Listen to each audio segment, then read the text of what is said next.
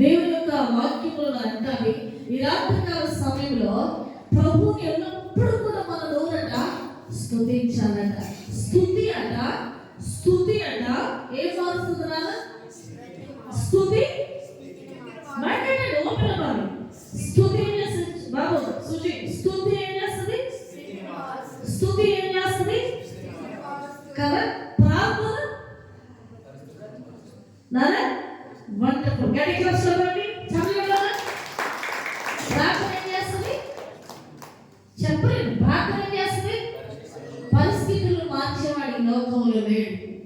ఇవాళ నీ పరిస్థితి మార్చబడాలంటే, నీ స్థితి మార్చబడాలంటే అమ్మా నువ్వే ప్రార్థన చేయాలి.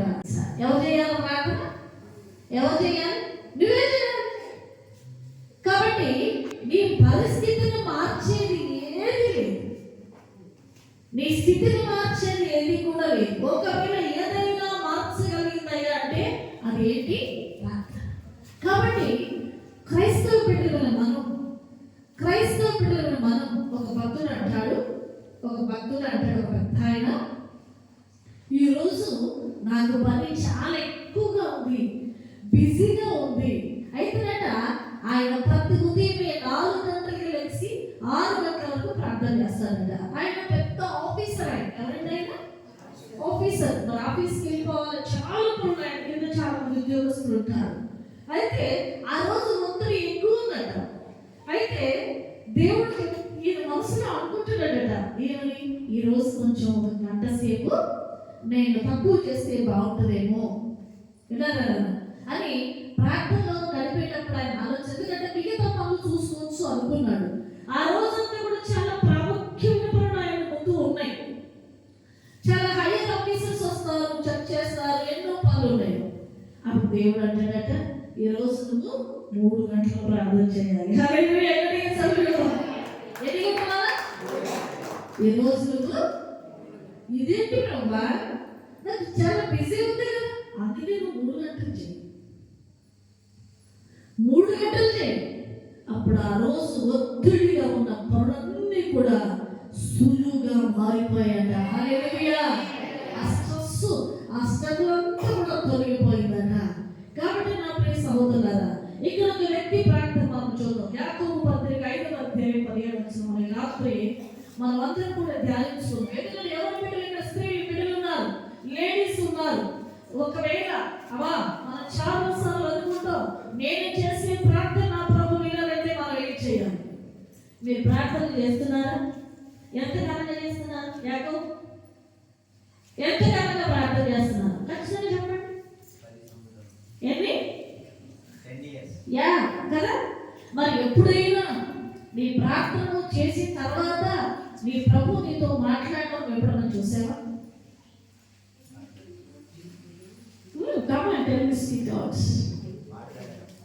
మాట్లాడట.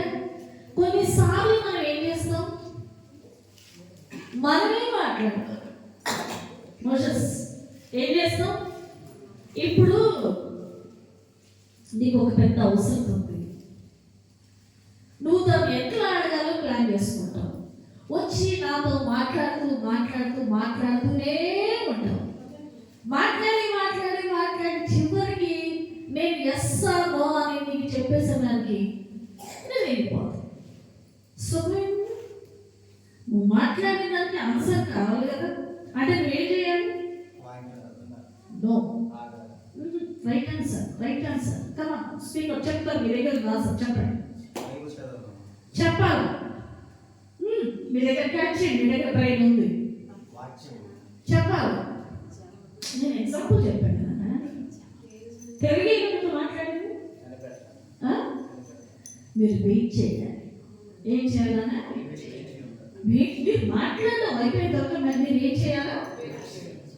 ఏం చెప్తారు విందాం. అమ్మగారు నేను నా ఇబ్బంది చెప్పానుగా, వెయిట్ చేస్తే అప్పుడు నువ్వు చెప్పినంత కూడా విని మరి ఎస్ ఆర్ నో అనేది నీతో మేము రిప్లై ఇస్తాం.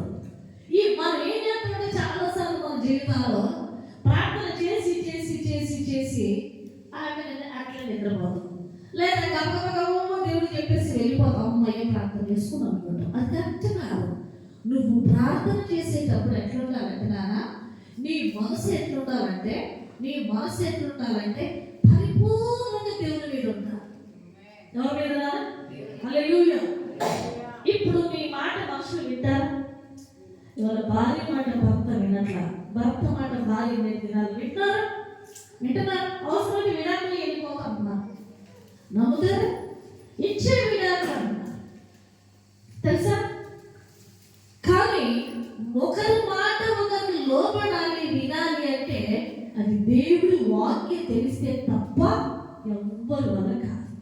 ఇప్పుడున్న జనరేషన్ మనం మాట్లాడేటట్టు ఉందా? నోరు తెరవడం ఉందా? నేను చెప్పేది అబద్ధం ఉందా? భర్త భార్య మాట్లాడేది లేదండి. గట్టి ఇప్పుడు కొత్త ఆర్డర్స్ వచ్చినాయి. వాళ్ళు మాట్లాడడానికి అడగలు అంటానికి లేదు. ఇప్పుడు మీరు ఇష్టమైన విడాకులు ఇవ్వచ్చు కూడా, ఎందుకు ఇస్తామని అడగడానికి కూడా లేదు. ఆ పిల్లగాడు ఎంత మంచోడైనా ఎన్నో రకరకాల సత్తా. ఈ జ్ఞానం లేని వాళ్ళకు ఎన్నో రకాలుగా దేవుడు జ్ఞానం ఇవ్వాలని బైబిల్ ఇచ్చాడు. కాబట్టి ఏది నీ జీవితంలో జరగాలన్నా నాన్న, ఎటువంటిది నీ జీవితంలో జరగాలన్నా చాలాసార్లు మన మనసులో చాలా క్వశ్చన్స్ ఉంటాయి. మనం బయటకు వెళ్తుండగా మనం చేసే పనులు కొంతమంది ప్రశ్నలు వేస్తారు. అర్థమవుతుందా? ఏదైనా కొంతమంది ప్రభు నమ్ముతుండగా మీ వాళ్ళు అంటగా మీ వాళ్ళు ఎంతగా వాడు కూడా యేసు పేరు పెట్టుకుని వాడు వాగుతుడు. దాన్ని మనం బదులు పేరేంటి ఇరుగు సార్ కొట్టుకుంటాడు. మనకి ఎంత బాధ కలిగింది? యేసు తిడతా ఉన్నాను, ఎంత బాధ కలిగింది. కాబట్టి అట్లా మనం ఉండకూడదు. మన ప్రవర్తన అందుకే అంటాడు, నీ ప్రవర్తన అంతటి ఆయన అధికారములకు ఒప్పుకోవాలి.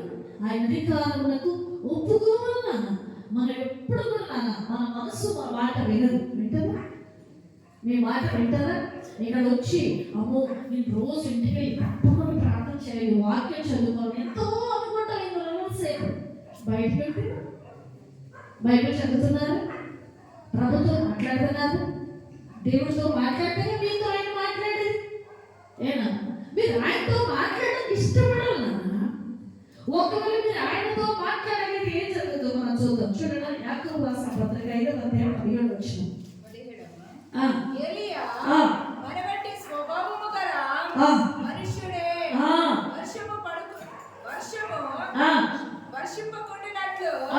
అతడు ఆసక్తితో ప్రార్థన చేయగా 3.5 సంవత్సరముల వరకు భూమి మీద వర్షింపలేదు. హల్లెలూయా, హల్లెలూయా, హల్లెలూయా. ఇది బాగా మీకు గుర్తుండాలి, ఇది బంట గుర్తుండాలి. మన వాక్యం చదివేటప్పుడు కొన్ని మాటలు మన మైండ్లో ఉండిపోవాలి. ఏమండి, ఎవరికైనా 10,000 రూపాయలు అప్పిస్తారు, మర్చిపోతారా? సుబ్బు ఆ పథకం అనుకుంటారు. ఒక మర్చిపోయినా పర్వాలేదు, కానీ నీ వాక్యమే నన్ను బ్రతికించును, బాధలలో నీకు నెమ్మదినిస్తుంది. హల్లెలూయా. ఈ వాక్యం వెండి గంటను, బంగారము గంటను, స్వర్ణము గంటను విలువైంది. హల్లెలూయా. ఒక వ్యక్తికి ఏమి లేకపోయినా పర్వాలేదు, ఈ వాక్యం ఉంటే మనం బ్రతుకుతాం. కాబట్టి ఇక్కడ ఏమంటాడంటే, ఏలియా మనలాంటి స్వభావాన్ని బర్నబాస్ అంటే ఒక మనిషి. బర్నబాస్ ప్లీజ్ కమ్ ఇక్కడ చూద్దాం. ఇప్పుడు ఇక్కడ ఏలియా, ఇతను ఎవరు? కమను. ఇతను ఎవరండి? ఈయన ఎవరు? బర్నబాస్. మనలాంటి మనిషి. ఆయన వాళ్ళు చేరుకున్నాయా? ఆయనకు ఒక 10 కళ్ళు ఉన్నాయా? ఏమి లేవే. ఆయన కూడా కష్టపడేవాడుగా. అయితే ఏమి అంట ఆసక్తితో ప్రార్థన చేయగా. అక్కడేమో అండర్లైన్ చేసుకున్నారు, ఇంట్రెస్ట్ ఈజ్ ఏ మస్ట్. ఏంటన్నది? ఆసక్తి. ఏంటది? ఏంటది నాన్న? ఆసక్తితో ప్రార్థన చేసినప్పుడు ఏమైంది? 3.5 సంవత్సరాల వరకు భూమి మీద వర్షింపలేదు. హల్లెలూయా.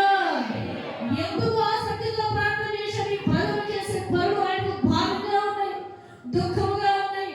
దేవా ఏంటి నాయన, సృష్టికర్తను విడిచిపెట్టి సృష్టిని పూజిస్తున్నారు. ఈ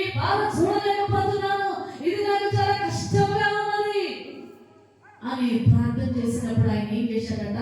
3.5 సంవత్సరములు ఏమైందా? వర్షిప్. ఇక నీ సమస్య అంతకంటే పెద్దదా? వర్షం ఆపడే ఉంటారు అయితే ఏ కాలానికి ఆ కాలం వస్తే ఇప్పుడు మొన్న చూడండి తుఫాన్ పడింది, లేటుగా పడేసరికి పంటలు పాడైపోయినాయిగా. అది ఏమైనా సమయంలోనే పడాలి. అదే 3 సంవత్సరాలు మీకు వర్షం లేకపోతే భూమి వేడకపోతే ఇతను ఆసక్తితో ప్రార్థన చేసినప్పుడట ఏమైందట? 3.5 సంవత్సరాలు. 3.5 సంవత్సరాలు ఏమైంది? వర్షం లేదు.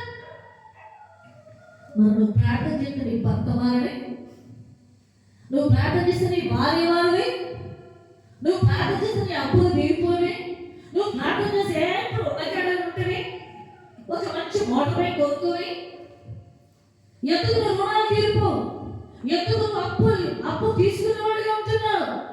ఏమి అయితే మొదలాంటి స్వభావం. మరి ఇతను కూడా ఒక్కడే కదా, ఒప్పుకుంటారా? రేపటి నుంచి నువ్వు రామంటారు. ఏమన్నా నిజమేనా? ఇప్పుడు ఇతను మనలాంటి వాడేనన్నా, ఇతనే కొత్తవాడు కాదు. మరి ఇతను ఎట్లా ప్రయత్నం చేశాడు? 3.5 ఆసక్తి. అంటే నువ్వు చేసే ప్రార్థన ఆసక్తి. ఆసక్తి కలిగిన వారు ఎవరైతే ప్రార్థన చేస్తారో, ఎవరైతే ఆసక్తి కలిగిన వారుగా మారుతారో వారిని దేవుడట ఆస్తికర్తలుగా మారుస్తున్నాడు.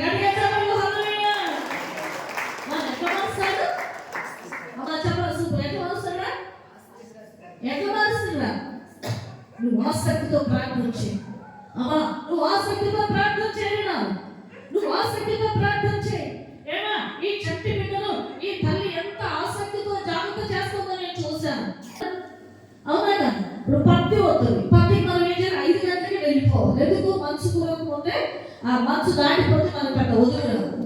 కాబట్టి ఇవాళ నేను ఒక మాట మీకు, దేవుని వాక్యం పట్ల నీకు ఆసక్తి ఉందా? దేవుని పట్ల నీకు ఆసక్తి ఉందా? నువ్వు నిజమైన క్రైస్తవుడిపోయినా అంటే మనం ప్రశ్నించుకోవాలి. రాత్రి ఎవరు ప్రశ్నించుకోవాలా? 100 మంది కాదు, 1000 మంది నీ చుట్టూ ఉన్నా నువ్వు కనుక ఆసక్తి కలిగి ప్రార్థన చేయగలిగితే, వాక్యం చదవగలిగితే, దేవుని వాక్యం నిన్ను శక్తివంతులుగా చేసి బలవంతులుగా చేసి 1000 మందిలో ఒక బలమైన నాయకునిగా యేసు నామమున నిలబెట్టునుగాక. వాళ్ళు 1000 మంది అంటే నీకేం భయం? Don't care. నీ పక్షాన్ని ఎవరున్నారు? దేవుడు ఉన్నాడా? మీరు చెప్పరే దేవుడు ఉన్నాడు. రుజువెట్టి కూర్చో నాన్న. థ్యాంక్ యూ నాన్న. రుజువెట్టి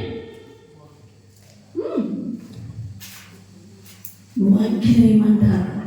నీ పనిలో ఆసక్తి ఉండదు. తన పనిలో నిపుణత కలిగిన వాడు అలుపు దగ్గర ఉన్నాడా? వాడు రాసు దగ్గర ఉంటాడు. Quality prayer. నువ్వు ఒక విశ్వాసంగా ఉన్నావా? కానీ నువ్వు చేసే పనిలో నువ్వు శక్తివంతులుగా ఉండాలంటే నీ ప్రార్థనలో ఆసక్తి ఉండాలి. నువ్వు ఉన్నతమైన స్థితిలో ఉండాలంటే నీకేమీ లేకపోవచ్చు, కానీ ఆసక్తి, ఆశ, నా ప్రభు ఇంటి మీద ఒక పక్షం నాకు ఉండాలి.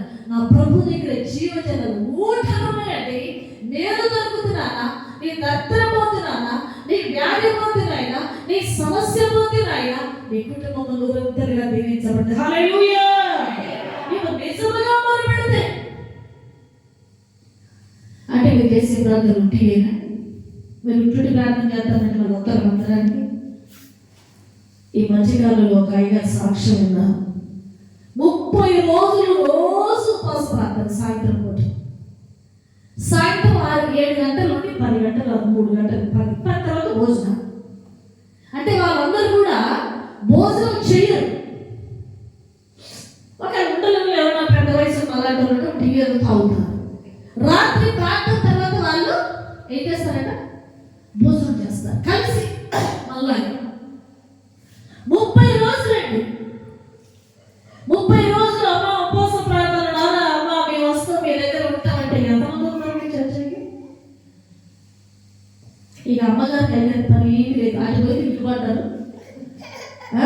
ఇక వీళ్ళకి ఈ పని తప్ప ఇంకొక పని లేదు. మాకు పద్దాక పనులు చేసుకునేటో మేము మళ్ళా పోయి మన 10 గంటలకు ఎక్కడ ఉండవు అని మీరు మా మీద కొనుక్కుంటారు. వాస్తవం మేము ఆసక్తితో వచ్చిన అంటే మీరు కాదు ఎవరైనా. అయితే ఆయన 30 రోజుల ప్రార్థన ఆయన సంఘం వచ్చి 400 మంది అట. లాస్ట్కు 30 మంది వచ్చారట. వాళ్ళు కూడా వీరంటే తక్కువ కదా. ఎంతమంది వచ్చారు? 300 మందికి 30 రోజులు ఎంతమంది వచ్చారు? 30 మంది ఆసక్తిగా వస్తే ఈ 30 మంది ఒక్క నెల తిరగకముందే నా దేవుడు బహుగా ఆశీర్వదించాడు. హల్లెలూయా. ఉద్యోగం వచ్చింది, ప్రమోషన్, పెళ్లి పిల్లలట. అసలు అద్భుతమట. కిరాయి ఇంట్లో ఉన్నాడు, సొంత ఇల్లట, సైకిల్ ఉన్నాడు, బండి అట. అలా మాటలు చెప్తుంటే మళ్ళా 2వ సంవత్సరం పెట్టాడట. 2వ సంవత్సరం మొత్తం వచ్చాడు. హల్లెలూయా. దేని కొరకు సమయం వెచ్చించిన వృథా పోవచ్చు, కానీ నా ప్రభు కొరకు ఒక్క దినము గడుపుట 1000 దినాల కంటే శ్రేష్టం. హల్లెలూయా. నా ప్రభువులో ఒక్క క్షణం కూడా వృథా కాదు. ఒక్క క్షణం, ఒక్క సెకండ్లో దుర్మార్గుడైన దుష్టుడైన క్రైస్తవ బిడ్డను చంపడమే ప్రాధాన్యంగా చేసుకొని గవర్నమెంట్ నుంచి బాధ్యతలు పెట్టుకొని వచ్చి అదే పనికి వచ్చిన భయంకరమైన క్రూరుడైన సౌలు పౌలుగా మారిపోయాడు. హల్లెలూయా. అవునా? వితిన్ మినిట్స్ నీవు చేసే ప్రార్థన. ఆ సౌలు ఎవరైనా చెప్తే వింటాడు. కనపడ్డట్టు లేపెడుతున్నాడు. ఈ యొక్క మందిరంలో ఇదిగో మరి కుకురు వరకు వచ్చేసాడట సౌలు. అలా సంఘాల బిడ్డలను చంపేశాడట, సేవకులను కూడా చంపేశాడని కబురు చేసింది. నల్లగొండ సంఘానికి వస్తాడు. నల్లగొండ ఎంట్రన్స్ లో ఉన్న టర్నింగ్ లో ఈ లోపల అననీయ పాస్టర్ దైవజనుడు నా సంఘం మీరంటే బలమైన బిడ్డలు. అయ్యా ఇదిగో సౌలు వస్తున్నాడట. ఇక ఆయన ఎవ్వరు ఆపలేదు. ఆయన బిడ్డలు తలకాయలు కోసేస్తాడు. ఆయన రక్తము దారులుగా కడతాఉంది. మన సంఘాలను హింసించి చంపేస్తాను ఏడుస్తున్నారు బిడ్డలు. అప్పుడు ఈ బిడ్డలు ప్రార్థిస్తుండగా నా దేవుడు అప్పుడు దమస్కు దగ్గర సౌలు అని గుర్రం మీద నుంచి ఒక్క సెకండ్ కింద పడేసాడు. భయంకరంగా వెలుగుతూ ఎవరు అంటాడు. ఏమంటాడు? నువ్వెవరు? ఎందుకంటే అహంకారిగా బాగా చదువుకున్నాడు, డబ్బున్నాడు, పలుకుబడినాడు, తెలివి ఉన్నాడు. ఈ మనుషులను చంపడానికి కూడా ఏ ఇబ్బంది లేకుండా భార్యకి ఉన్న డాక్యుమెంటేషన్ తీసుకొని వచ్చాడు. కింద పట్టుకెళ్ళి పడిపోయాడు. కనబడిన సైన్యం అన్నారు, ఎవరు మీరు? అప్పుడు వేసే నేను నీవు హింసించుతున్నా యేసు. హల్లెలూయా. హల్లెలూయా. యేసును వెంటనే అందుడైపోయాడు. సోదరుడా, అంత దుర్మార్గులు కూడా ఉన్నతమైన పొజిషన్ ప్రభు కొరకు ప్రాణం పెట్టేంతగా నిలబెట్టేందుకు సౌలు పౌలుగా మార్చుకోవడం. హల్లెలూయా. అది కష్టం. అంటే ఆయన ఎంత ఆసక్తిగా సేవ చేశాడు. 14 పత్రికలు రాశాడు. ఎన్ని రాశాడు? వాడులో మురిగిపోతూ ఉండే ప్రజలంతా కూడా 14 రోజులు ప్రయాణం చేస్తే కాలు చీకటి, అన్నం లేదు, సహోదరులు మేము చచ్చిపోతామని చెప్తాను. ఆయన ఎన్నిసార్లు చేశారు. ఆయన ప్రార్థన ద్వారా బ్రతికించబడ్డారు. అందరూ దీవి చేస్తారు. ఆ దీవిలో రాత్రి పొద్దున గజగజ చలి, ఆ చలిలో అందరూ ఆ దీవి మీద కూర్చుంటే ఆయన కొన్ని పుల్లలు తీసుకొచ్చాక వాళ్ళు మంటేస్తే ఆ మంటలో నుంచి పాప సొంతం వచ్చి పౌలు గారి చెయ్యి కలుస్తారు. వీడు ఏ పాపం చేశాడు, వీడు ఏ దుర్మార్గుడు, సముద్రం వదిలింది కానీ పాపం వదలట్లేదని చుట్టుపక్కల చెప్పుకున్నారు. కానీ ఎక్కడైతే దూషించబడ్డాడు అక్కడ నా దేవుడు కనపరిచాడు. హల్లెలూయా. అక్కడ ఉన్న వారికి ప్రార్థన చేసిన దేవుడు స్వస్థపరిచాడు. సోదరి సోదరుడా, ఈ రాత్రి వేళ నా బాధ నా బోధంతా కూడా మీకు ఒకటే. మీ నుండి నేనేమి ఆశపడట్లా, భక్తిని ఆశపడుతున్నాం, ప్రార్థన ఆశపడుతున్నాం. మీ జీవితంలో ఏమి లేకపోయినా పర్లేదు, వాక్యము ప్రార్థన, ఈ రెండు మాత్రం నాన్న మీరు మర్చిపోకూడదు. మీకు ఎన్ని ఇబ్బందులు వచ్చినా, ఎన్ని కష్టాలు వచ్చినా, ఎంత బిజీ అయినా ఇంకా సాధ్యమైతే యవనస్తులైన మీరు ఉపవాసం కూడా ఉండాలి. ఏముండాలి? ఉండగలిగినట్టు ఉపవాసం ఒక రోజంతా ఉండాలి. ఆ రోజంతా ఉపవాసం యాక్టివిటీ కన్నా మందిరంలోకి వచ్చినాను, మందిరంలో కూర్చోవాలి. ప్రభువా నేనేం చేయాలి నీ కొరకు, నేనేం చేయాలి నీ కొరకు? యూస్ మీ ప్రభా, నన్ను వాడుకో, నన్ను వాడుకో. నువ్వు నాతో మాట్లాడు ప్రభా. ఎందుకో తెలుసా, నువ్వు ఏదైనా చేయగలవు. సమస్త చరిత్ర మార్చి దేవుడు నువ్వు. కాబట్టి నా స్థితిగతులు నీకు తెలుస్తున్నాయి. నేను నమ్ముకున్నానయ్యా అని లోకానికి దూరంగా ఉండండి, స్నేహితులకు దూరంగా ఉండండి, సెల్ ఫోన్కు దూరంగా ఉండండి, బైబిల్కు దగ్గర అవ్వండి. ఎందుకో తెలుసా, నిన్ను ఉన్నత స్థితికి తీసుకొచ్చేది దేవుని వాక్యం, నిన్ను బలపరిచేది దేవుని వాక్యం, నీకు తప్పు ఇచ్చేది, నీకు ధైర్యం ఇచ్చేది, నీకు సత్తా ఇచ్చేది, నేను నిలబెట్టేది నా దేవుని వాక్యం. హల్లెలూయా. ఇటువంటి వాక్యాన్ని ప్రతిరోజు నేను ఉదయం ఎర్లీ మార్నింగ్ 2 నెలల క్రితం సేవకుల మీటింగ్ జరిగితే మమ్మల్ని పిలిచారు. అక్కడికి వెళ్ళాను, చెప్పా, అయ్యా సేవకులారా, మీరు ఎంతమంది వాక్యం చదువుతున్నారు? ఒకవేళ చదవకపోతే కనుక వాక్యాన్ని చదవండి అని ప్రతివాడు చెప్తే, ఒక సేవకుడు మన ట్రైనింగ్ మాస్టర్ ఆయన వెంటనే అనుకున్నట్ట, ప్రతిరోజు నేను 50 అధ్యాయాలు చదువుతున్నాను, ప్రతిరోజు కీర్తన తప్పనిసరిగా చదువుతాను. ప్రతిరోజు చదివిన వాక్యం అంటారు, నీ ధర్మశాస్త్రం ప్రేమించే వారికి ఎంతో నెమ్మది కలుగుతుంది. నీ ధర్మశాస్త్రం చదివేటప్పుడు పరిశీలనగా చదవాలట. నీ వాక్యమే నన్ను ఆదరించేది. ఎన్నిసార్లు చదివినా అది మళ్ళీ నాకు కొత్తగా ఉంటుంది. ఆ రోజు ప్రభు నాతో మాట్లాడతారు, ప్రభు ఈ వాక్యం ద్వారా నాతో ఏం మాట్లాడతారు మీరు అడుగుతాను. 50 అధ్యాయాలు చదవండి. అసలు ముందు మోకాలు నుంచి నేను అయినా నాతో పాటు కూర్చుంటారు. వారు కూడా తన సీరియల్ ప్రకారం వాక్యం చదువుకుంటారు. మేమిద్దరు కూడా కలిసి చదువుకొని ప్రార్థన చేసుకొని అప్పుడు బయటకు వస్తాం. ఎందుకంటే నాన్న, ఇది మన జీవితానికి ఒక గొప్ప ఆధారం. నువ్వు నడి సముద్రంలో నిలబడ్డా సరే నువ్వు భయపడక్కర్లేదు నాన్న, నువ్వు భయపడక్కర్లేదు. నువ్వు త్రోవలో ఉన్నా, 10 మందిలో ఉన్నా, 100 మందిలో ఉన్నా నీకు ధైర్యం ఇస్తాను. నువ్వు దేవుని వాక్యము నేను శక్తివంతంగా చేస్తాను. దేవుని వాక్యము నేను ఏం చేస్తాను నాన్న, బలవంతుడిగా, ఆస్తికర్తలుగా నీకు ఒక స్ట్రెంత్ ఇస్తుంది. నువ్వు ప్రార్థన చేయాలి. నువ్వు ప్రార్థన చేసేదంటే ఆసక్తి. అంటే దాని ఏమి మనం పొయ్యి మీద ఏం పెడతాం, రైస్ పెడతాం, పెట్టేసి నువ్వు బట్టలు తొమ్ముకుంటా అందులో ఉంటా పోతే ఏమైంది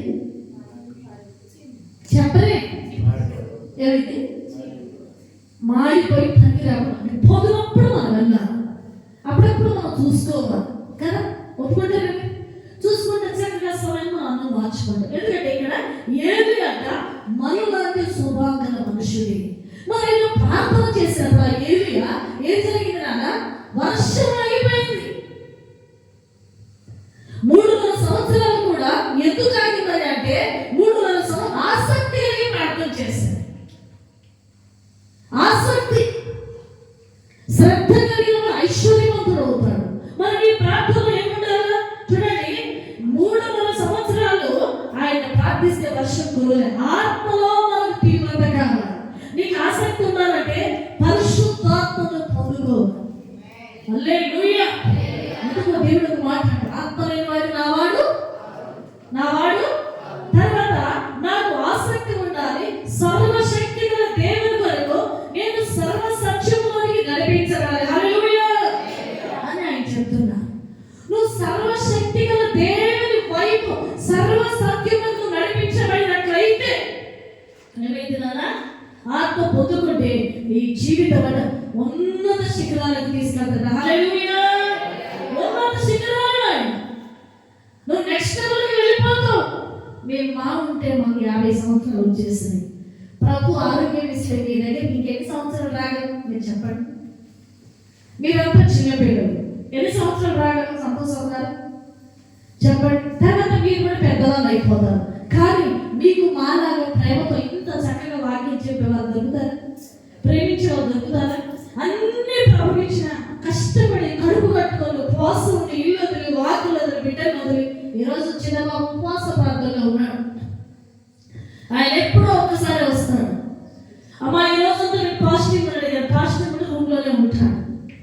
నేను చాలా సంతోషపడ్డాను. ఎందుకు రావడం, కన్నీళ్ళు కాచి ప్రార్థన చేయడం అంటే నా బాధ బోధ మా బిడ్డలు ఆత్మీయ జీవితంలో వర్ధిల్లాలి.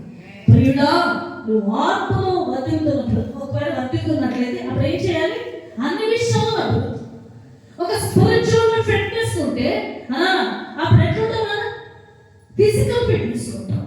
నీకు ఆత్మీయ వర్ధిల్లత లేకపోతే ఎట్లా వర్ధిల్లుతావు? ఈ తూతూ పాటను వర్ధిల్తావా? ఈ ఆగిన రెండు మొక్కల పాటను వర్ధిల్తావా?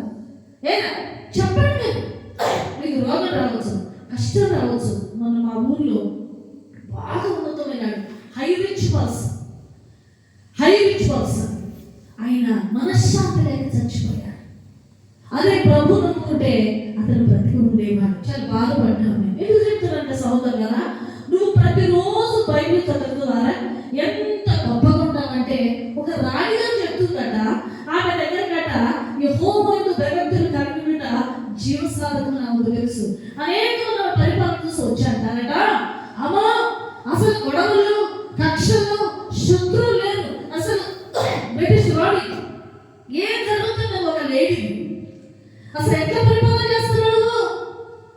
ఈ దేశంలో ఎక్కడ చూసినా అంత సమయస్ఫూర్తి, ఎక్కడ చూసినా ప్రేమ ఉంది, ఎక్కడ చూసినా కనికరం ఉంది, ఏ శత్రువులు కూడా లేరు అని ఆమె అడిగితే ఆమె చెప్పిందట. మీరు రండి అని చెప్తే ఆమె దగ్గరికి ఇంటర్వ్యూకి వచ్చారట. వచ్చే రాటమే పలానా స్థలానికి రమ్మని తీసుకెళ్తాట. అక్కడికి వెళ్ళినట్టు వెళ్ళినప్పుడు 200 మంది బిడ్డలు చేతులు పైకెత్తి ప్రార్థన చేస్తున్నారు. హల్లెలూయా, గట్టిగా చెప్పండి. నిరంతరం 24 hours కూడా ఒక బ్యాచ్ ఈ ప్రజల కోసం చేస్తుంది. ఇంకా కొంచెం ముందుకు తీసుకెళ్ళిందట. పెద్ద దేవాలయం. నేనుంటే ఒక స్పెషల్ ప్లేస్ అక్కడికి మీరు రండి అని చెప్పిందట. అక్కడికి వెళ్తే 500 మంది మోకాళ్ళ మీద ఉన్నారట. హల్లెలూయా. వీళ్ళకి ఒక ప్లేస్ ఇచ్చి మీరు ఇక్కడ మోకరించండి అని బంగారంతో కూడా బైబిల్ ఓపెన్ చేసి ఆమె వాక్యం చదివిందట. ఇది నా పరిపాలన సుభిక్షంగా ఉండడానికి కారణం అన్నప్పుడు కన్నీళ్లు కాల్చారు. హల్లెలూయా. కాబట్టి ఆమె పేరు విక్టోరియా రాణి. తర్వాత చదువుకోవచ్చు. అందుకనే ప్రతి విషయంలో నీకు జ్ఞానం కావాలంటే, నీకు మార్గదర్శి ఏదయ్యా అంటే ఇది బైబిల్, ఇది ఒక గాడి. నువ్వు ఎట్లా నడవాలా, ఎట్లా నడుచుకోకూడదు, కుటుంబంలో ఎట్లా, పిల్లలతో చూడాలి, భార్యలతో చూడాలి, నువ్వు ఎట్లా కష్టపడాలి, నువ్వు ఎట్లా పని చేయాలి, నీకు ఎట్లా సహనం ఉండాలి, నీ కుటుంబం కట్టబడాలంటే నీకు దేవుని వాక్యం కావాలి. నువ్వు చూడండి, ప్రార్థనలో సమయం గడిపేటప్పుడు దేవుని చిత్తాన్ని స్పష్టంగా నువ్వు గ్రహించగలవు. హల్లెలూయా. నాన్న, నువ్వు ఒక పని కలుపు, నువ్వు ఒక పని చేయబోతున్నావు. అప్పుడు మన మనుషులు కాబట్టి అటు ఇటు తోలిసలాంటి మనసు గమని అమ్మగారికి ఫోన్ చేద్దాం, అయ్యా ఇలా ఫోన్స్ కలపదు. ఇప్పుడు నువ్వు దానికంటే ముందు పని చేయాలి, ప్రార్థన చేయాలి. అయ్యా ఏంటి నాయన నేను పలానా దగ్గరికి వెళ్తున్నానంటే అది అవునా కాదా చాలా స్పష్టత ప్రభు నీకు గ్రహించే మనసు ఇస్తారు. అది ధైర్యంగా చూడండి. నువ్వు ఎంతగా ప్రార్థన చేస్తావో అంత దేవుడి సన్నిధి నీతో గ్రహింపు ఉంటుంది, అంత దేవుని యొక్క సన్నిధిని పొందుకుంటావు. చూడండి నాన్న, ఎందుకంటే నీ వీధి రాత్రులు మార్చేది ఏంటి నాన్న? నా రాత్రి ఎక్కేవే అనుకుంటాం. ఎందుకు నీ రాత్రి అయింది? ఎందుకైంది? నీకు దేవుడు నమ్మకున్నావుగా, నీ దేవుడు గొప్ప దేవుడుగా, నీ దేవుడు నమ్మదగిన వాడుగా, నీ ప్రభు దగ్గర ఎందుకు అడగట్లా, నీ ప్రభు కోసం ఎందుకు నిలబడట్లా, నీ ప్రభు ప్రార్థన ఎందుకు చేయట్లా? నువ్వు అడగని దేవుడికి ఎక్కడ తెచ్చిస్తున్నారా? నువ్వు అడగాలి కదా. సర్వశక్తులు అన్యాయం చేస్తాడు. ఏమంటే శత్రుకు మేషకు అబద్ధములను లాక్కుపోయి అగ్నిగోళంలో వేస్తారు. అప్పుడు నిలబడలేదా? దానియేలు గారిని తీసుకెళ్లి సింహాలతో అప్పుడు నిలబడలేదా? నిలబడ్డారా లేదా? మరి దీంతో ఎందుకు నిలబడ్డాడు? మళ్ళా ఆ యొక్క ప్రజల దుస్థితి చూసి పరిస్థితి చూసి మళ్ళా ఏరియా ప్రార్థన చేస్తే 3.5 సంవత్సరాలు ఆకాశం వర్షం ఇచ్చింది, భూమి దాన్ని ఫలమిచ్చింది. హల్లెలూయా. కాబట్టి నాన్న, ఏ వ్యక్తి అయినా సరే ఆసక్తి కలిగి ప్రార్థన చేయాలి. చూడండి, ఒక పెద్ద జార్జ్ ముల్లర్ దైవ సేవకులు గారంట. జార్జ్ ముల్లర్ దైవ సేవకుడు. ఆయన ఒక అనాథాశ్రమం పెట్టాడు. మంచి ఎవరస్తుగానే ప్రభు ఆయన్ని దర్శించాడు. బెడ్డింగ్ వేసుకున్న పిల్లలు చూసినప్పుడు బాధపడి ఏడ్చి కరిగెరుగుతూ ఆయనకు నీళ్ళు లేదు, ఇల్లు లేదు, వాకర్ లేదు. ఆయన ఓదార్చేవారు. అలాంటి స్థితిలో సోవియన్ స్థితిలో అయినప్పుడు ప్రభు ఆయనతో మాట్లాడాడు. అప్పుడు అనాథ పిల్లలు కొద్దిమందిని చూసి మనసు చలించిపోయి వాళ్ళ కోసం రాత్రి కష్టపడి పని చేసి ప్రభు దగ్గర ప్రార్థించాడు. అయ్యా చచ్చిపోదాం అనుకుంటాడు. ప్రభు బ్రతికించాను. ఈ బిడ్డల కోసం నువ్వు బ్రతికాను. కనలేదు, పెంచలేదు, భారం 25,000 మంది బిడ్డలను ఆయన పోషించాడు. ఒకరోజు సుమారు 2,500 పిల్లలు అయ్యాక ఒకరోజు వాళ్ళకి భోజనం లేదు. ఏం లేదు. ప్రతిరోజు కూడా ఆయన ఏ మనిషిని ఆయన అడగట, ప్రభుని అడుగుతాడట. అయ్యా ఈ బిడ్డకి భోజనం కావాలంటే రైస్, కూరగాయలు అన్నీ కూడా చాలా మంది సహాయం చేస్తారట. అయితే ఒకరోజు పిల్లలకి భోజనం లేదు. అయితే పొద్దున్నే పిల్లలంతా టిఫిన్ చేసి స్కూల్కి వెళ్ళారు. మధ్యాహ్నం సుమారు 2 కింటాల రైస్ కావాలట, వాళ్ళకి కూరగాయలు కావాలి, భోజనం కావాలి. ఈయన చాలా భక్తి పరుడు. ఆయన దగ్గర హాస్టల్లో పనిచేసే కొంతమంది పని వాళ్ళు కూడా ఉన్నారు. అప్పుడు చెప్పారట, ఆ రోజు ఆయన పాస్టర్ గారి లోపలికి వెళ్ళిపోయి కలిపేసి గదిలో ఉన్నాడట. అయ్యా పాస్టర్ గారు, జార్జ్ ముల్లర్ గారు మధ్యాహ్నం వంట చేయాలి. 1 గంటకి పిల్లలు వచ్చేస్తారు స్కూల్ నుండి, వాళ్ళకి భోజనం పెట్టాలి. ఇదిగో రైస్ లేవు, కూరగాయలు ఏమీ లేవు, మీరు ఎక్కడ పంపించి తెప్పిస్తే నేను వెళ్ళిపోతామని చెప్పాడట. ఆయన ఏం మాట్లాడలేదు. 11 అయిపోయింది, 12 అయిపోయింది. అయ్యా సార్ పాస్టర్ గారు ఏంటి వాళ్ళ పిల్లల పరిస్థితి? చిన్న పిల్లలు వాళ్ళు వచ్చారంటే వాళ్ళకి భోజనం లేదు. నలుగురు చూస్తే ఏమంటారు, ఎవరైనా అడగండి, ఎవరైనా ఫోన్ చేయండి అని ఆయన బలవంతు పెడితే ఆయన బయటకు వచ్చాడు. వచ్చి వీళ్ళు ఎంతమంది ఏమి మాట్లాడినా ఆయన ఏమీ మాట్లాడలేదు. లోపలికి వెళ్ళి తప్పేసుకున్నాడు. ప్రార్థనలో బాధపడుతూ దుఃఖపడుతూ అయ్యా భోజనం లేని బిడ్డలకు ఎట్లా అని ఆయన నేర్చుకుంటూ ప్రార్థన చేస్తున్నాడట. అప్పుడు అంటాడు దేవుడు, నువ్వు ఇక్కడే ఉండు, నువ్వు బయటికి వెళ్ళవాలని చెప్పాడట. బయట నుంచి పనులు వచ్చినప్పుడు దెబ్బదబ్బగుతే 12:30 అయిపోయింది. ఒకవేళ మీరు అన్ని తెచ్చిన వంట చేసి పెట్టే టైం కూడా లేదు. ఇది మీకు ఏమైనా అర్థం కావట్లేదా? ఈ పిల్లలు ఆకలితో మలమటిస్తారు, చచ్చిపోతారు ఆకలికి. చిన్న పిల్లలు వాళ్ళు 2,500 మంది పిల్లలు ఉన్నారు. అయ్యా మీరు బయటికి రావాలి, ఏదో ఒకటి చేయండి అని ఆయన ఫోర్స్ చేస్తున్నారు. 12 అయింది, 12:30 అయిపోయింది. పిల్లలందరూ కూడా వచ్చేసారు. 1 గంట కూడా అయిపోయింది. పిల్లలందరూ ప్రతిరోజులాగా భోజనానికి ఆకలితో వచ్చారు. అప్పుడు జార్జ్ ముల్లర్ అడుగుతున్నాడు, ఏ సమాధానం లేదు. దేవుడు ఒక్క మాట చెప్పలేదు, ఒక్క దాట పంపించలేదు, 1 కింటాల రైస్ పంపించలేదు, ఒక కూరగాయలు పంపించలేదు. అప్పుడు ఆయన అంటాడు, వినండి సోదరులకు నిజం. అప్పుడు ఆయన 1 నిమిషం బయటకు వచ్చాక పిల్లలందరినీ వరుసగా కూర్చోబెట్టండి అంటే పిల్లలందరూ ప్లేట్లు తీసుకొని వచ్చి కూర్చున్నారు. వంట వాళ్ళ గబగబా పట్టుకురావడానికి ఏమీ లేదు. ఈ నిరీక్షణ చూడండి, నా భక్తి చూడండి. 2 చేతులు పైకి ఇంకా అరుస్తూ అయ్యా పిల్లలు టైం అయిపోతుంది, భోజనం 10 నిమిషాలు అయిపోయి. నాన్న చిన్న బిడ్డలు ఆకలితో ఉన్నారు, అయ్యా నన్ను బయటికి వెళ్తూ చెప్పావు. మీరైతే ఏమంటారు? పిచ్చి పెట్టిందా ఏమన్నా అమ్మగారు అంటారు, అంటారు, ఒప్పుకుంటారా మీరు? అప్పుడు 10 నిమిషాలు అయిపోయింది. పిల్లలంతా వెయిట్ చేస్తున్నారు. ఆ సమయంలో ప్రార్థన చేసుకునే లోపలే అయ్యగారు ఉన్నారు. బయట పని వాళ్ళందరూ కూడా విశ్వాసంతోనే ఉన్నారు.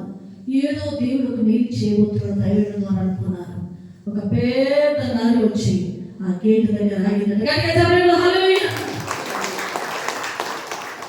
అందులో అతను దిగొచ్చి జార్జ్ ముల్లర్ పాస్టర్ గారు ఉన్నారా అని వచ్చి లోపలికి వచ్చి అడిగారట. అవునండి ఉన్నారండి, వారిని పిలవండి అని చెప్పారట. వారిని బయటికి పిలిస్తే ఆ రోజు ఎమ్మెల్యే గారి కొడుకు పెళ్ళి. ఎమ్మెల్యే గారి కొడుకు పెళ్ళి అయితే ఆ పెళ్ళి బ్రేక్ అయితే ఆగిపోయిందంట, స్టాప్ అయినట్టు. ఆ కాలంలో ఎవరు చనిపోయారట. చాలా రకాలు సుమారు 20 రకాల ఐటమ్స్ చేపించి ఊరందరికీ భోజనం సిద్ధపాటు చేశారు.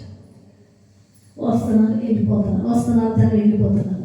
అప్పుడు ఆ ఎమ్మెల్యే గారు అన్నట, అబ్బాయి వాళ్ళ దగ్గర జార్జ్ ముల్లర్ పాస్టర్ గారు అనాథాశ్రమం నువ్వు వెళ్ళి పట్టుకెళ్ళి అక్కడ చేశాను.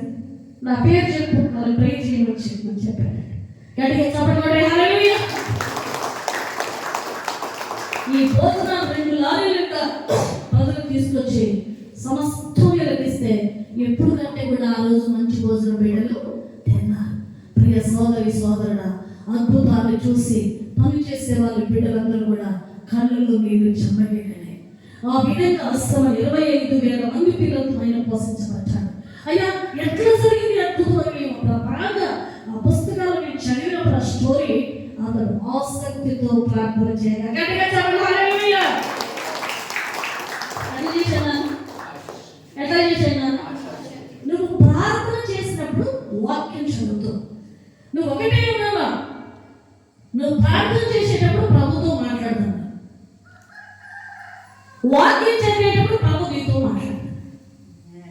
ఏనా ప్రభు నువ్వు భయపడద్దు, నువ్వు దిగులు పడద్దు, నేను నీకున్నా అని మనకు ఒక వాగ్దానం సరిపోదా? నీకు ఒక సమస్య, నీ ఇంటి ముందు పలుకున్నట్టు సమస్య వచ్చింది, అది నువ్వు జయించలేవు. మరి ముందుగా అయ్యా నువ్వు భయపడొద్దని చెప్తున్నావు కదా, నేను నీకు తోడు ఉన్నానని చెప్తున్నావు కదా, నువ్వు నా సొంతం చెప్తున్నావు కదా, నేను వెలబెట్టి కొన్నానని చెప్తున్నావు కదా, నువ్వు నా తండ్రి కదా, నువ్వు నా దేవుడు కదా, నువ్వు నా ప్రభువు కదా, నువ్వే నాకు దిక్కు. హల్లెలూయా. అడిగా ఎప్పుడు మీ నాన్నగారు ఎంత కూడా చెప్తారు? మన తల్లి మీద మనకి ఎంత అధికారం ఉంటుంది? ఇక్కడ మనం అడగాలి, ఆ విధంగా మనం అడగాలి. ప్రతి దినము మన ప్రార్థన విధానం టోటల్ చేంజ్ అవ్వాలి. రాజు నీ మనస్సు నిబ్బరంగా పెట్టుకోవాలి, నీ మైండ్ సెట్ స్టేబుల్ ఉండాలి. నువ్వు ఒక డెసిషన్ తీసుకుంటావు, నిర్ణయం తీసుకుంటే దానిలో మార్పు ఉండకూడదు. నీకు ఏది ఉన్నా లేకపోయినా నా ప్రభు కోసం నేను బ్రతకాలి, నా ప్రభుతో నేను జీవించాలా, నా ప్రభు నన్ను హక్కుగా ఉండాలా, ఆయన కావలిగా ఉండాలా, ఆయన ఆధారం నాకు ఉండాలా, ఆయన నాకు ఆధారము, ఆయన నాకు జీవము, ఆయన నాకు మార్గము, ఆయన నాకు సమస్తము. హల్లెలూయా. యేసేపు యెహోవా తోడై ఉన్నాడు కనుక అతడు గొప్పవాడాయి. ఆయన ఆధారంగా చేసుకోను, ఎక్కడ ఎక్స్క్యూజ్ లేదు, ఎక్కడ కూడా ఆటో ఏంటో చూడగలరా అనుమానం ఉండకూడదు. ఎందుకు నీకు అనుమానం? ఎందుకు నీకు డాక్టర్? నీకు రోగం వస్తే తండ్రి ఇదిగో చెవులు బాధ, ఇదిగో పెరగ బాధ, ఇదిగో కడుపులో బాధ, నిన్ను స్వస్థపరచు యెహోవా నేనని చెప్పా. ఇదిగో నన్ను స్వస్థపరచు, నేను నీ బిడ్డను. ఎవరు? ఆయన కదా. నువ్వు దీర్ఘాయుష్మంతురాలుగా ఉంటానంటే బైబిల్ చదవాలి, ప్రార్థన చేయాలి, ఇంకేం లేదు. యథార్థంగా మనం ఉండాలి. వాక్యాన్ని చదివినప్పుడు నువ్వు వాక్యాన్ని లోపడతావు, దేవుని ప్రేమించే బిడ్డగా ఉంటావు, దేవుని ఇష్టపడే బిడ్డగా ఉంటావు. నువ్వు ఖచ్చితంగా ఒకే బాటలో నడవాలి. నీ సూపు అటు ఎందుకు? 2 పడవలు కాలెత్తి గోదట్లో పడిపోతావు కదా. గమ్యం చేస్తావా? గమ్యం చేస్తారా? చెప్పండి. ప్రతి ఉదయం రాత్రి పూట మేమైతే టైం పెట్టుకుంటాం, ఎంత పొద్దుపై వచ్చినా సరే అసలు నాకు భయం. ఆ సమయం చూసి ఎటువంటి పరిస్థితులు లేకపోయినా సరే, సైతాన్ చాలా బలహీన అయినా సరే లెగాల్సిందే. అన్నమైన మాలకుండా తినకుండా, టీ లేదు ఏది, నా ప్రభుతో మాట్లాడకుండా, నా ప్రభు మాట లేకుండా, అది ఎంత వచ్చే లాభమైనా సరే సెకండరీ, ఫస్ట్ ప్రియారిటీ చేసెస్. నా జీవితంలో 45 సంవత్సరాలు నాకు అనుభవం చెప్తాను. బిడ్డ మీ వయసు కూడా అంత లేదు, చిన్న పిల్లలు లేదు. 45 సంవత్సరాల అనుభవంతో నేను మీకు చెప్తున్నా. మాకు కాళ్ళకు చెప్పులు లేవు, నేను చదువుకునేప్పుడు కట్టుబడి 4 బట్టలు మాకు. కానీ పేద కుటుంబం, నా తల్లిదండ్రులు వ్యవసాయస్తులు, కష్టపడి పనిచేసేవారు, మీకంటే పేదవాళ్ళు. కష్టపడి గవర్నమెంట్ స్కూల్లో నేను చదువు, ప్రైవేట్ స్కూల్లో నేను చదువుకున్నాను. కానీ నా తల్లి దైవ సేవకుడు ఏదైతే చెప్పాడో ఆ మాటల ప్రకారం విని ఆ వాక్యాన్ని మాకు నేర్పించింది, ఆ భక్తిని మాకు నేర్పించింది, ఆ ప్రార్థన మాకు నేర్పించింది. ఈ వాక్యాన్ని పట్టుకుని ముందుకెళ్ళండి నాన్న, ఇక మీకు నేను ఏం ఇవ్వలేకపోయినా పర్వాలేదు, నన్ను ప్రేమించి వారిని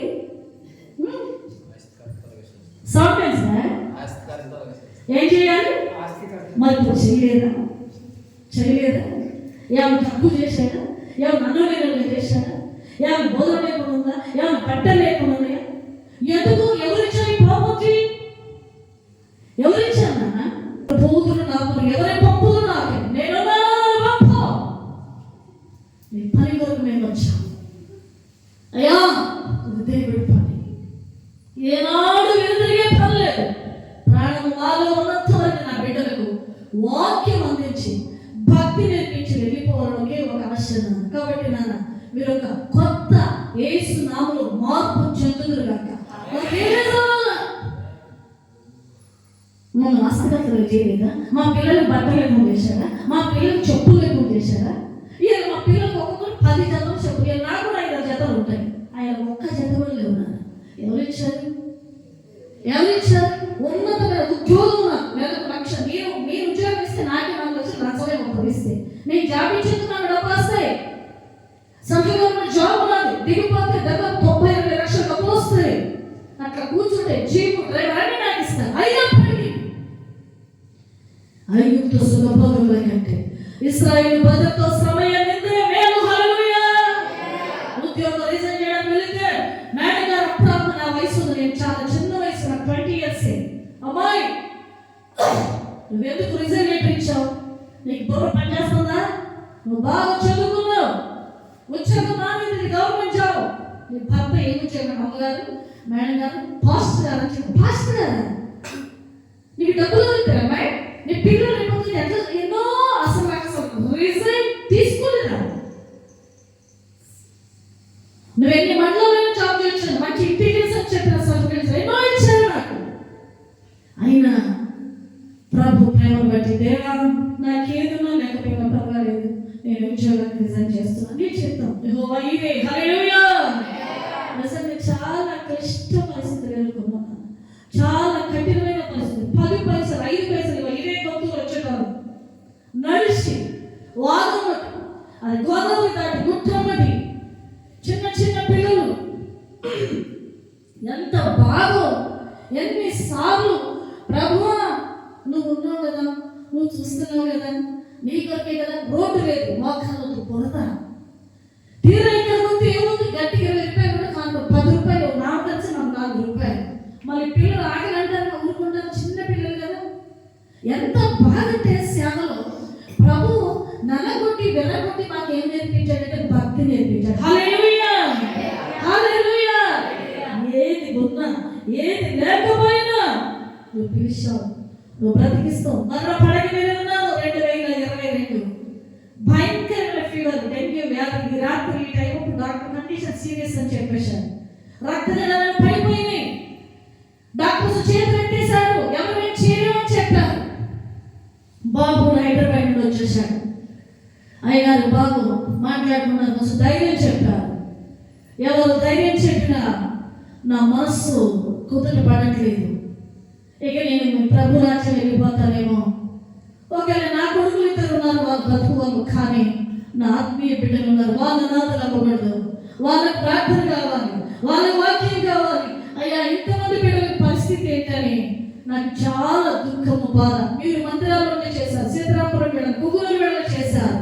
ఆ రాత్రంతా కూడా ఈ వాక్యం పట్టుకొని నా వలన నీకు దీర్ఘాయువు కలుగును, నీకు జీవించు సంవత్సరములు అధికములకు, నువ్వు నా సొత్తు, నువ్వు భయపడద్దు, నువ్వు దిగిపడద్దు, నేను నీకు తోడుగా ఉన్నాను. ఈ మాటలు నా చెవులో మార్పులు అవుతున్నాయి. ఒకవైపు ఎంత నా కొడుకు నుంచి వచ్చిన తరంపాలు పడిపోయింది, ఇక చచ్చిపోయింది నా దిండు పక్కన. నాకంతా అయోమయమైపోతూ ఉంది, అసలు అర్థం కావట్లేదు. ఇలా పడుకున్నాను రాత్రి 1 గంట ఎల్లకోలంగా ఉంది, కానీ నా కళ్ళు పెట్టి నీళ్ళు నెగటానికి ఎగలేకపోతున్నా, శక్తి లేదు. కాళ్ళని మచ్చ వచ్చిన శరీరం అంతా పట్టుకొని మనిషి 2 మనుషులు ఎత్తిని కానీ వాష్రూమ్ కూడా వెళ్ళలేదు. అప్పుడు నాకు నిద్ర లేదు. నేను ఒకటే నన్ను, అయ్యా నేను నమ్మిన దేవుడు సంక్షేముడు, ఒకవేళ మరణకరమైన అయినా నువ్వు నన్ను లేపుతావు, నీ చిత్తం మీద నువ్వు నన్ను నా అంతరాత్మ, నా హృదయం ఇలాంటి అయినప్పుడు నా అంతా ఎవరు పడుకున్నారు, వాళ్ళు అనుకుంటారా, వీళ్ళు కూడా అలసిపోయారు. పడుకొని కళ్ళ మీద నీళ్ళు కారిపోతా ఉన్నాయి. డాక్టర్స్ ఏదైతే ఉదయం చెప్తాం సార్ బాగా పడిపోయిన పొద్దుకు ఇంకా పడిపోవచ్చు, మనం ఏం చేయము అంటున్నారు. అప్పుడు ఏం చేయాలి? డబ్బులు లేవు, డాక్టర్స్ ఉన్నారు, కానీ ఏం చేయాలి? ఇక నేను వాక్యం పట్టుకుని వచ్చి భయం పెట్టాను. నేను ఎందుకు భయపడాలి? ఒకవేళ చనిపోతే ఏసీ దగ్గర ఉంటా, ప్రతి దగ్గర వాళ్ళకి సేవ చేస్తాను. కానీ ఒక మాట నా ప్రభువుని అడుగుతాను, ఒక మాట అడుగుతాను, అయ్యా నీ చిత్తమైతే నా అపరాధము దోషములకు వచ్చాయి, ఒక్కసారి నన్ను గుర్తు చేసుకో. హిజ్కియా అడుగుతాడు, అయ్యా నేను యథార్థవంతుడై సత్యంతో నీ దగ్గర ఎట్లా ప్రవర్తించాను, దయతో నన్ను జ్ఞాపకం చేసుకోమంటాడు. హల్లెలూయా అంటాడు. ప్రవక్త వచ్చి నీ యొక్క మనసుకి నీళ్లు సక్కబెట్టుకో, ఇక నువ్వు వరమవుతున్నావు చెప్పి వెళ్ళిపోతాడు. ఒక రాజు ఆయన ఒక ప్రవక్త వచ్చి చెప్పినప్పుడు ఒక గోడ వైపు తిప్పుతాను. ఇక దేవుడు చెప్పాడంటే ఇక నా జీవితం చాప్టర్ క్లోజ్ అనుకోని ఆయన ప్రభు కొరకు చేసిన పనులు గుర్తు చేసుకున్నాయో, నన్ను క్షమించు, నేను నీకు అవసరం, నేను నీ దగ్గర యథార్థత కలిగి సత్యంగా ఏ విధంగా ప్రవర్తించానో దయతో నన్ను జ్ఞాపకం చేస్తూ. హల్లెలూయా. దయతో నన్ను జ్ఞాపకం చేస్తూ కన్నీళ్లతో అడుగుతున్నాను. యెషయాలో ఉంటుంది, రోగులలో ఉంటుంది, ఆ కన్నీళ్లు చంపలు పెట్టి కారుతూనే ఉంటాయి. ఈ యొక్క గ్రౌండ్ అంతా కూడా నడికిషోర రాజుగారి ప్యాలెస్ దాటగానే ప్రవక్త చనిపోతున్న స్టేట్మెంట్ ఇచ్చి వచ్చాడు. రాజు ప్రవక్త మధ్య మంచి కమ్యూనికేషన్ ఉంది. ప్రవక్త ఎవరైనా చేయగల సహాయం కానీ ప్రాణం ఇవ్వగలరా? కానీ ప్రవక్తను నమ్ముకోవట్లేడు. ప్రవక్త చెప్పింది నిజమే, కానీ ప్రవక్త కంటే గొప్పవాడు అక్కడున్నాడు. హల్లెలూయా. నేను ఆయన్ని అడుగుతాను. ఆయనే ఆర్డర్ పాస్ చేసింది, ఆయనే సూచన, ఆయనే ఇచ్చింది. నేను ఆయన అడుగుతానని ఆయన ప్రార్థన చేస్తూనే ఉండగా ఈయన నడివిషయాలు దాటక ముందే యెషయా నేను మరలా తిరిగి వెళ్ళి నా సేవకుడైన హిజ్కియాతో ఒక మాట చెప్పు, ఎదుగో ఇంకా నేను 15 సంవత్సరాల ఆయుష్లో పోతున్నా. ఎందుకో తెలుసా? నేను అతడు కన్నీళ్ళు విడిచడం చూచాడు. గట్టిగా చెప్పండి హల్లెలూయా. ఎట్లా అవుతుంది? ఏం చూశాడు? నీ కన్నీరు విడిస్తే నీ కన్నీరు ఏదైనా ఆపుతుంది.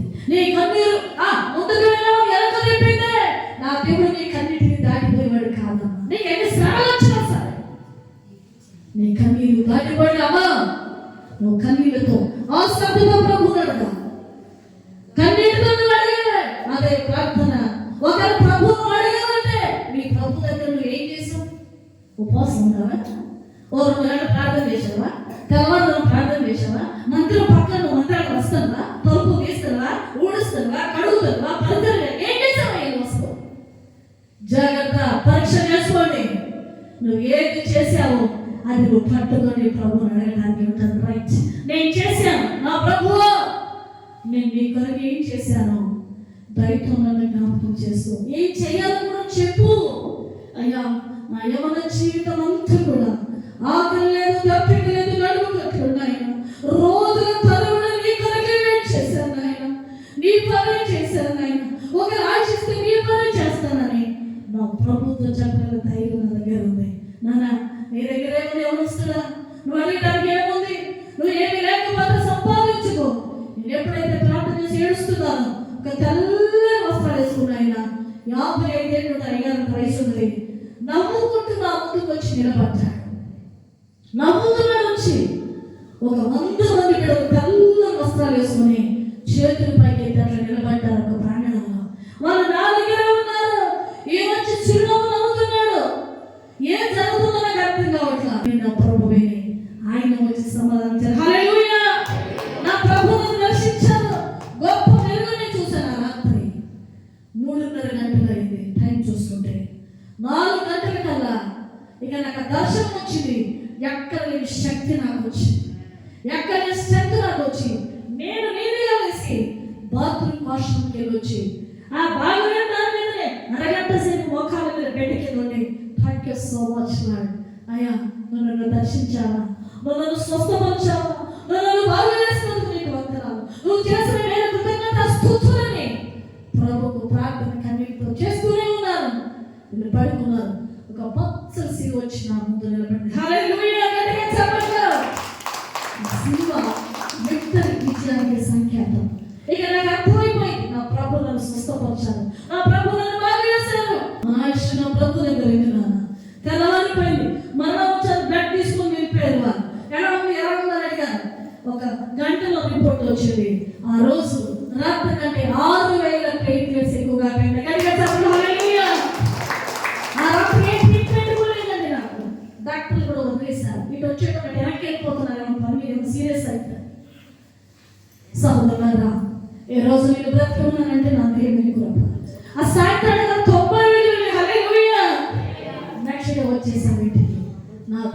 ఆశ్చర్యకరుడు. నాన్న, నువ్వు ఆసక్తితో ప్రార్థన చేయగలిగినట్లయితే నీ చరిత్ర మారిపోతుంది, నీ జీవితం మారిపోతుంది, నీ స్థితి మారిపోతుంది. నీ యొక్క దేవుని యొక్క కృపను ఇంటినే ఉంచాలి. నేను సాక్షిగా పెడతాను. నీ ప్రార్థనలో ఏముండాలా? నా దేవుడు నీ పట్ల కార్యం నెరవేరుస్తాడు. ఏ వ్యక్తి గురించి నువ్వు ఆలోచించే పని లేదు. నిన్ను నువ్వు సరి చేసుకో. నీ దగ్గరికి ప్రజలు వస్తారు, అయ్యో నీ ప్రత్యక్షత నాకు కావాలి నాయన, ఇంకా నువ్వు నా దగ్గరికి వచ్చేయాలి ప్రభా, ఇదిగో నీ దగ్గరకు వచ్చాను. ఒక అలవాటుగా మన జీవితంలో ప్రార్థనకు వాడుకగా పెట్టుకుందుము గాక, ఒక భాగంగా పెట్టుకుందుము గాక. ఎవరి విషయాలు మీకు వద్దు, ఏ మాటలు మీకు వద్దు. నీకు ప్రభు కావాలి, నువ్వు ఆయన కావాలి. నీ కుటుంబం దీవించబడాలంటే, నీ కుటుంబం ప్లస్ అవ్వాలంటే, నీకు సమస్తం కావాలంటే నీ నిర్ణయం మారకూడదు, నీ డెసిషన్ మారకూడదు. నీ ప్రభువు నువ్వు 100 సంవత్సరాల బతకం ప్రభుత్వాడు ఆయన. నీకు సమస్తము ద్వారా లోపం చేసి ఆకాశం దాన్ని తెలుస్తాడు. నీకెప్పుడు ఏం కావాలి, నీ బిడ్డలకి ఏం కావాలో. మేము బస్సు ఎక్కితే, ఎక్స్ప్రెస్లో ఎక్కితే అన్నయ్య వాళ్ళు చిన్నప్పుడు టికెట్ ఎక్కువని నార్మల్ బస్సు ఎక్కేవాడు. చెప్తున్నాం కదా, ఆర్టీసీ బస్సు కోసం వెయిట్ చేసి మేము ఆర్టీసీ బస్సు ఎక్కితే డబ్బు తక్కువ. ఒక ఎక్స్ప్రెస్ ఎక్కితే మీకు తెలియదా కదా, ఆ బస్సు వచ్చిన దాన్ని ఎక్కేవాళ్ళక ఇవాళ 100 రూపాయలు, 50 రూపాయలు, 10 రూపాయలు మనకు పంపేది. మా ప్రభు నీ కొరకు ఏదైనా చేయగలరు, సమస్తము మార్చగలరు. హల్లెలూయా. నీ చరిత్ర మార్చగలరు, నీ కొరకు నిలబడగలడు, నీ కొరకు సహాయం చేయగలడు, నిన్ను బలపరచగలడు, నిన్ను మార్చగలడు. నీ కుటుంబంలో ఉన్న ఇబ్బందులు ఆయన తొలగించగలడు. అమ్మా, నువ్వు భయపడొద్దురా. ఎవడో వచ్చి ఏదో నీకెందుకు చేస్తాడా? నువ్వు దీపం లాగా నీ ఇంటి దగ్గర ప్రార్థన చేసుకుంటూ అదొక కూడా నీ ఇంట్లో దీప స్తంభం ఉంది.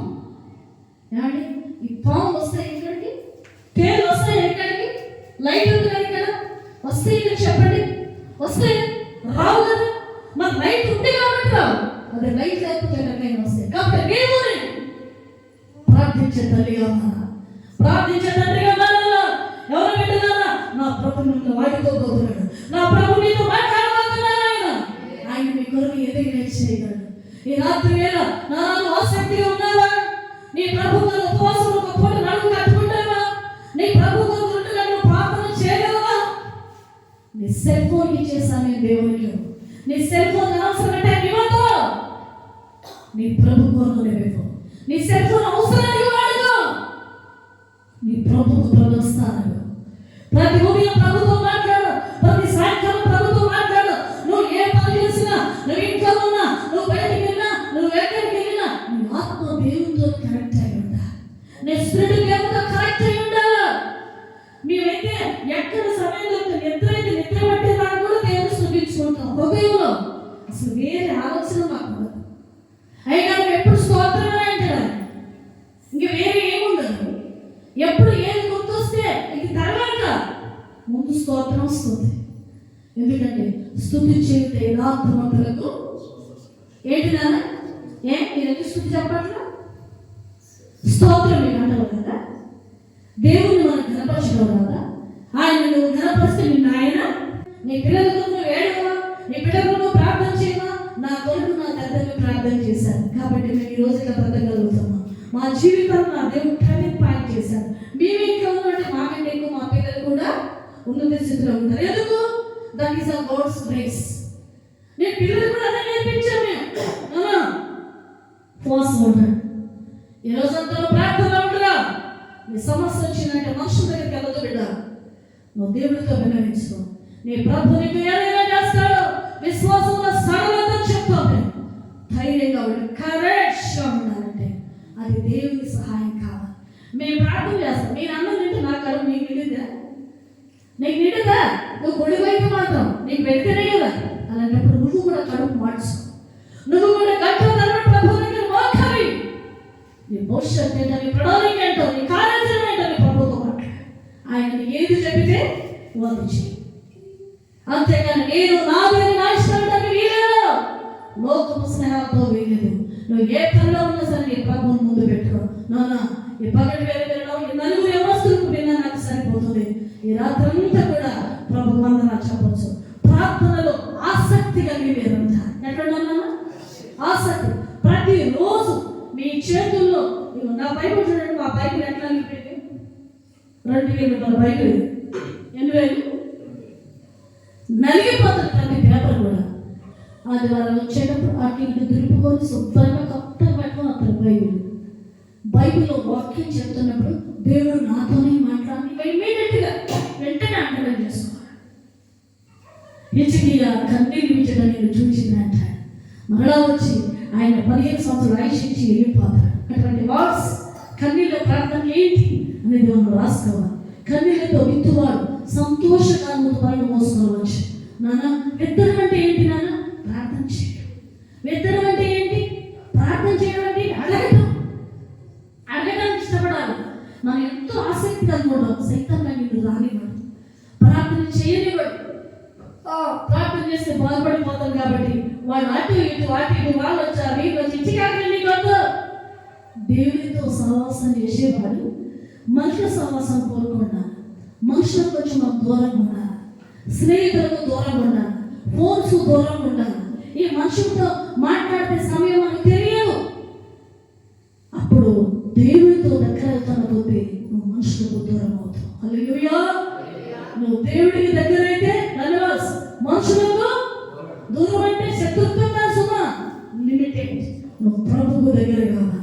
ప్రభు నిన్ను వాడుకుంటాడు, ప్రభు నీతో మాట్లాడుతాడు. ఈ రాత్రి నిర్ణయానికి నా జీవితంలో టర్నింగ్ పాయింట్ చూడాలి. నా జీవితం నా బ్రతుకే ఒక ఆశ్చర్యకరంగా మారాలి. ప్రభువా నేను నీ దగ్గరికి వచ్చాను, నీ బాధలు పట్టుకున్నావు. నువ్వు మహాగణుడవయ్యా, మహోన్నతుడవయ్యా, ఐశ్వర్యవంతుడవయ్యా, బలవంతుడవయ్యా, శక్తివంతుడవయ్యా, సహాయం చేయవయ్యా, మనం నమ్మిన దేవుడు పరాక్రమం గల పరాజయం. మనం నమ్మిన దేవుడు మంచి సర్వశక్తి కలిగిన దేవుడు, స్వస్థపరచువాడు, బలపరచువాడు, బాధలను తొలగించేవాడు, నీ కన్నీళ్లను తుడిచేవాడు, నీ కన్నీళ్లను చూసేవాడు, నీ ప్రార్థన ఆలకించేవాడు. నువ్వు కష్టకాలం ఉన్నావా? ఆయనలో మొరపెట్టుకో. ఆయన నీతో వచ్చాడు. ఆయన బీ విత్ యు. నేను నీకు తోడుగా ఉన్నాను. నా ప్రియమైన కుమారుడు అంటాడు, నా ప్రియమైన కుమార్తె నేను పిలుస్తాను. అమ్మా ఎంత గొప్ప దేవుడు మన దేవుడు, ఎంత గొప్ప దేవుడు మన దేవుడు. ఆయన శక్తి మనం ఆయన కలిగి ఉన్నాం. ప్రాణము నాలో ఉన్నంత వరకు నేను నా ప్రభువుని విడిచిపెట్టు.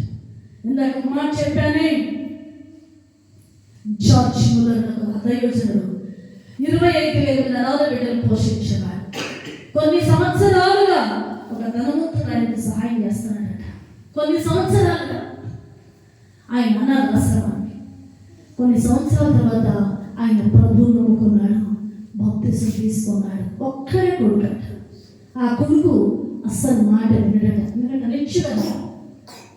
కొంతకాలానికి అయ్యా జార్జ్ గారు, పాస్టర్ గారు, నా కొడుకు వరకు మీరు ప్రార్థించండి అని చెప్పాడట. ఆయన ప్రభు రాజ్యం అయిపోయాడు. ఆయన కార్యక్రమాలు అయిపోయాయి. అప్పుడు కొడుకు పరిపాలన అయితే ప్రతి నెల ఆర్థిక సహాయం ఆ ధనవంతుడి ఇంటి నుండి ఆశ్రమానికి వచ్చి, ఈయన చనిపోయాడు, సహాయం ఆగిపోయింది. కొడుకు అడుగుతాడు, కొడుకు దగ్గరికి వెళ్తాడు. ఆయన సహాయం చేసేవాడు కాదని మీకు తెలుసు కదా. ఇప్పుడు ఆయన దేవుడి కొరకు ఆయన పోషిస్తున్నాడు, మరొకరు సహాయం చేస్తున్నాడు, కాలక్రమేణా జరుగుతుంది. 2-3 ఏళ్ళు అయిపోయింది. అప్పుడు ఒకరోజు ఈ ధనవంతులైన కొడుకుకు ఒక ఆలోచన వచ్చిందట. తన దగ్గర ఉన్న పని వాళ్ళందరినీ అకౌంట్స్ అన్నీ చూస్తే పలానా జార్జ్ ముల్లర్ ఆశ్రమానికి ప్రతి నెల ఇంత సహాయం ఇస్తుంది అనాథ పిల్లలు కానీ అక్కడ రాసి ఉంటాయి. లిస్టులన్నీ కూడా ఎవరికి ఎక్కించాం లెక్కలు ఉంటాయి కదా, చూసేటప్పుడు. అప్పుడు ఆయన ఏం చేసేటప్పుడు ఒక నిర్ణయానికి వచ్చాడట. ప్రతి నెల మా నాన్నగారు జార్జ్ ముల్లర్ అనాథాశ్రమానికి మరిన్ని డబ్బులు ఇస్తున్నాడు. అసలు అక్కడ అనాథాశ్రమం ఉందా లేదా, అసలు ఏం జరుగుతుంది, ఒకవేళ ఉంటే మనం సహాయం చేయట్లేని అని ఆయన ఆలోచన చేసి తన పని వాళ్ళతో ఒకరోజు ఆ యొక్క అనాథాశ్రమాన్ని దర్శించడానికి ఆయన వచ్చాడు. విన్నారు నాన్న? వచ్చిన తర్వాత ఆ అయ్యగారు ఏం చేశాడు, ఒక పెద్ద సభ ఏర్పాటు చేసేట, ఉద్యోగ సభ. ఒకవైపు అనాథ పిల్లలు, ఒకవైపు చర్చ్. ఆ ప్లేస్లోనే ఈయన ఒక సభ ఏర్పాటు చేసి సుమారు 1000 మంది ప్రజలు అక్కడ ఉన్నారు. అక్కడికి ఈ ధనవంతుడు కొడుకు వచ్చాడు. ఎక్కడికి? ఈ జార్జ్ ముల్లర్ గారి యొక్క అనాథాశ్రమానికి వచ్చాడు. వచ్చినప్పుడు ధనవంతుడు కొడుకు కదా, అందరికీ తెలుస్తారు కదా, పలానా పిల్లలు ఏం చేశారట, వాళ్ళు వచ్చి సార్ కూర్చోడానికి కూర్చేసి వాళ్ళు కూర్చోబెట్టారు. ఈ అయ్యగారు మంచి బిజీగా ఉన్నారు. సభ జరుగుతుంది, దైవజనులు వాక్యం చెప్తున్నారు, వేలాది మంది ప్రజలు వింటున్నారు, కార్యక్రమం జరుగుతుంది. ఈ లోపు 2 గంటలు టైం పట్టింది. ఆయన ఉంటాడో వెళ్ళిపోతాడో వీళ్ళకు తెలియదు. ఈ 2 గంటల టైం ప్రార్థన సభ ఈ యొక్క మెసేజ్ అయిపోయేసరికి ఆ ధనవంతుని కొడుకు కళ్ళ నుంచి నీళ్లు కారిపోతా ఉన్నాయి.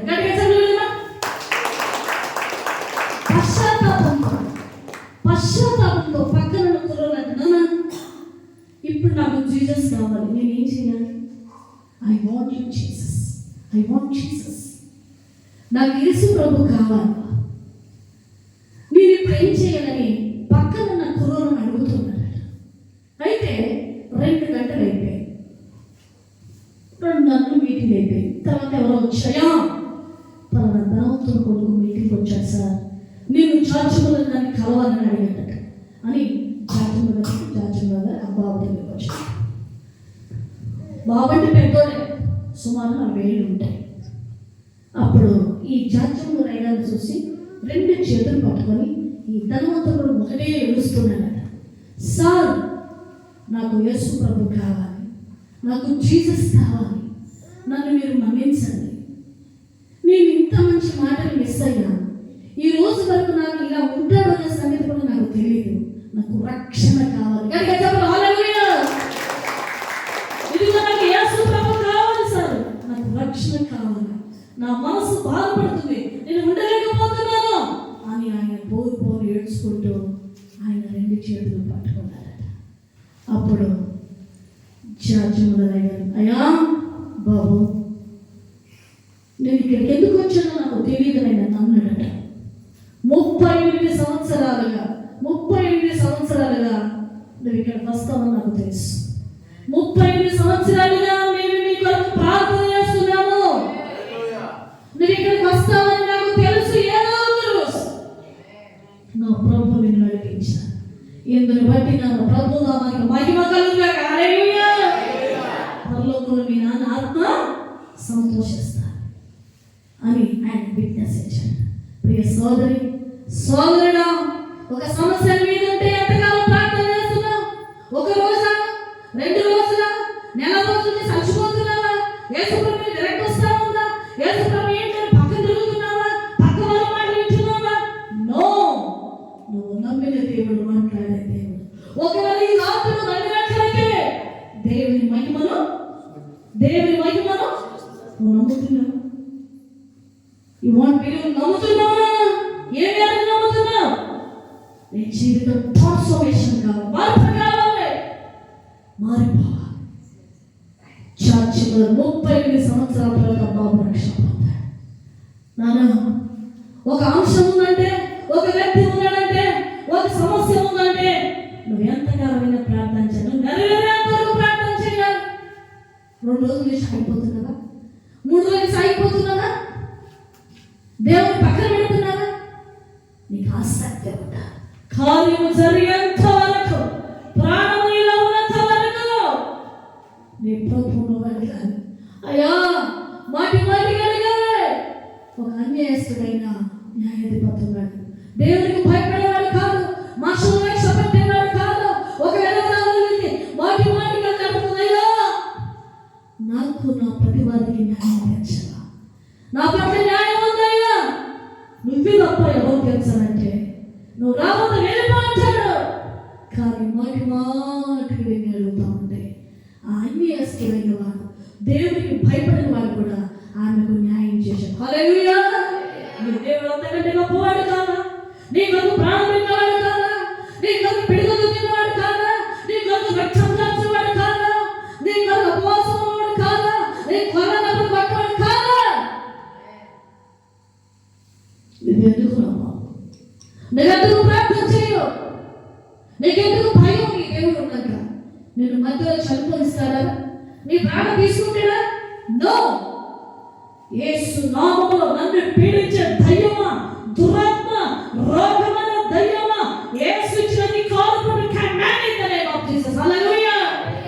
యేసు నామములో నా గృహంలో చికాకు చేస్తున్నా, నా బిడ్డను ఇబ్బంది పెడుతున్నా, నా భర్తను ఇబ్బంది పెడుతున్నా, అపవిత్రాత్మ, రోగమైన ఆత్మ, అపమైన దయ్యమా, నాకు మనశ్శాంతి లేకుండా చేస్తున్న దురాత్మ యేసు నామములో నా గృహం నుంచి విడిచి వెళ్ళిపోవాలిగాక. నువ్వు ఆజ్ఞాపించు. నా గృహమంతా కూడా నా యేసు ఆత్మతో నింపబడాలిగాక. నా గృహంలో నా యేసు ఉన్నాడు, నా పట్టణంలో దేవుడు ఉన్నాడు, నాకు జనం లేదంట. కీర్తన 46:2 ఒక మాట, ఇంట్లో ఒక మాట ఉంటుంది, నా ఆవరణంలో యేసు ఉన్నాడు, నీ వరుడు దేవుడు పెట్ట, ఆయన నీ బలమిచ్చాడు. నీకు భయం లేదురా, నీకు ఏ క్షణం లేదు, నీ కుటుంబానికి దోఖా లేదు, నీ ప్రాణానికి దోఖా లేదు. నీ ప్రాణం ఆయన చేత నీవేం చేస్తాయి? నీకెందుకు రాదు? వచ్చింది, ఏమైంది నీకు? Don't care. నా ప్రభు నాకు ఉన్నాడు. వస్తే యేసు నామములో గుర్తు వేస్తున్నాను, నా శరీరాన్ని పీడించే దయ్యమా, lord in the name of Jesus, Yesu నామములో వెళ్ళిపో. ఇదిగో భయం వస్తుంది, ఇదిగో టెన్షన్ వస్తుంది, ఇదిగో ఏమైపోతుంది. ఎందుకు నీకు అంటారు? అదొక దయ్యం. పిరికివారు, అవిశ్వాసులు పరలోక రాజ్యం చేరరు. నీకెందుకు పిరికి? దేవుడు నీలో ఉంటే నీకు ధైర్యం ఉంటారు.